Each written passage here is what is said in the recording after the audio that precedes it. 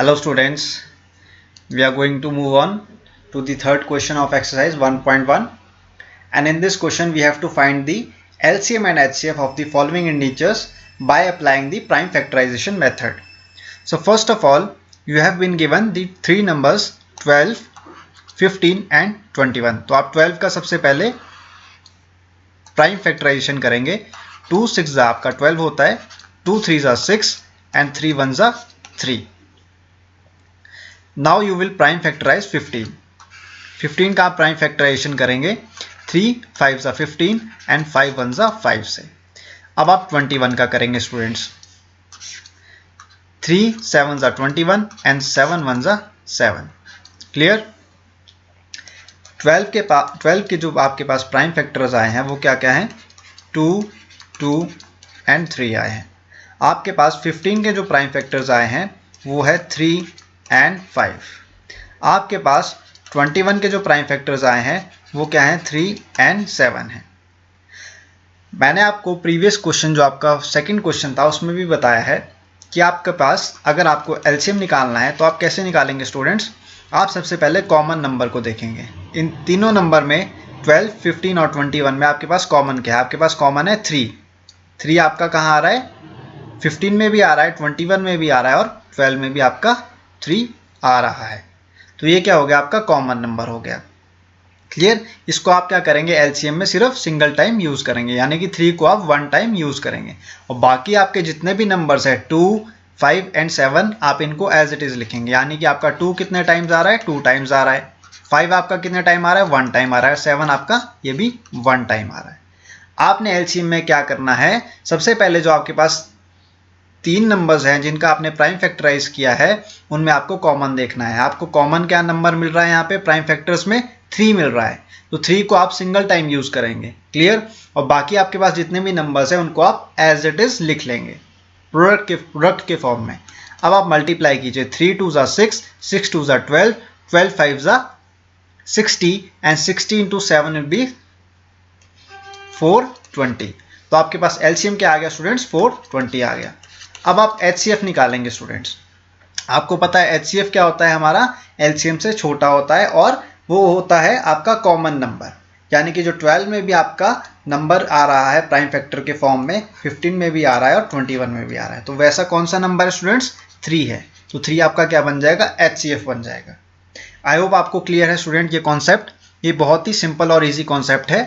Now we will move on to the second part of the third question. Sorry, this is the question number 3.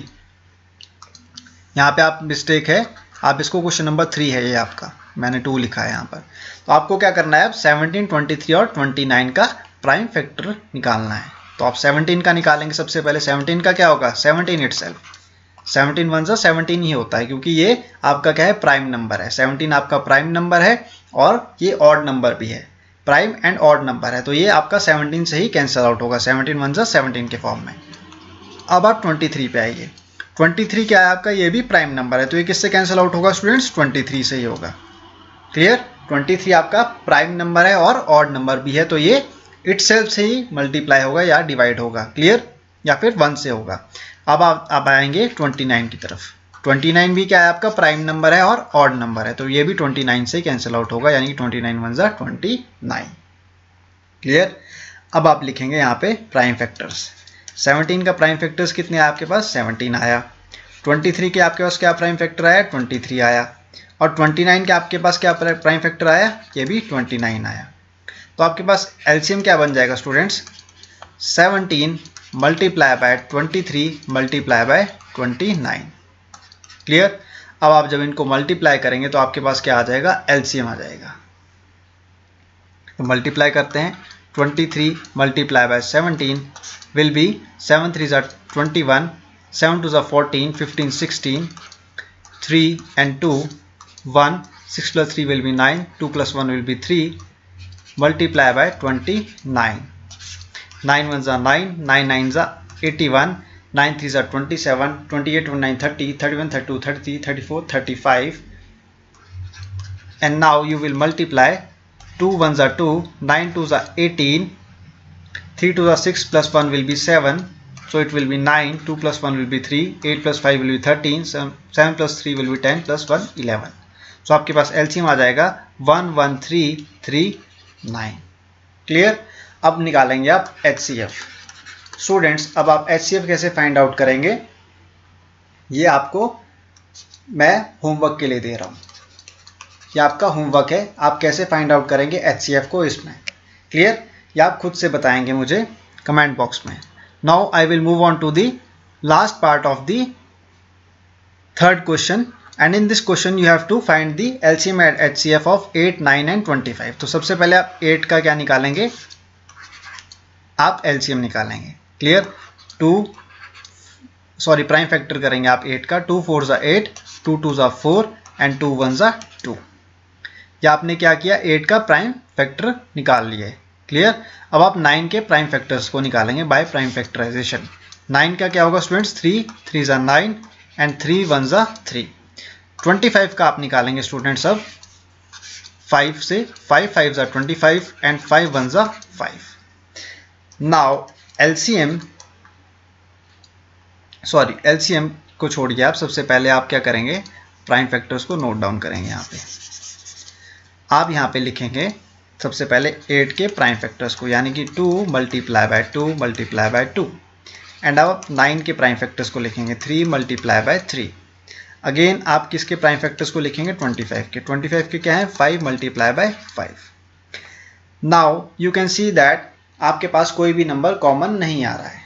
आपके पास कोई भी number 8 में, ना ही 9 में, ना ही 25 में कॉमन आ रहा है. तो आप क्या करेंगे, सबसे पहले LCM को फाइंड आउट करेंगे. LCM आप कैसे फाइंड आउट करेंगे स्टूडेंट्स, आप जितने भी आपके प्राइम फैक्टर्स है आप उनको प्रोडक्ट कर लेंगे. 2 को आपने 3 टाइम्स लिया, 3 को आपने 2 टाइम्स एंड 5 को आपने 2 टाइम्स ले लिया. तो आपके पास क्या बन जाएगा, LCM बन जाएगा. 2 2 ज़ा 4, 4 2 ज़ा 8, 8 3 ज़ा 24 एंड 24 मल्टीप्लाई बाय 3. 4 3 ज़ा 12, 3 2 ज़ा 6 प्लस 1 7. 7 को आप मल्टीप्लाई करेंगे 5 से. 5 2 ज़ा 10, 7 5 ज़ा 35 प्लस 1 6 36. अब आप इसको 360 को मल्टीप्लाई करेंगे इससे 5 से. 5 0 0, 5 6 ज़ा 30, 5 3 ज़ा 15, 16 17 18. सो आपके पास 1800 क्या आ जाएगा, LCM आ जाएगा. और रही बात HCF की, ये आप मुझे अगेन होमवर्क में बताएंगे कि HCF क्या आएगा, और ये आप मुझे कमेंट बॉक्स में बताएंगे. उसके बाद मैं आपको ये एक्सप्लेन करूंगा स्टूडेंट्स. क्लियर? आई होप आपको ये 3 के 3 पार्ट्स क्लियर हैं क्वेश्चन नंबर 3 के. क्लियर? अगर आपको HCF क्लियर नहीं है स्टूडेंट्स तो आप मुझसे कमेंट बॉक्स में पूछिएगा, मैं आपको दोबारा ये क्वेश्चन एक्सप्लेन कर दूंगा. Till then thank you.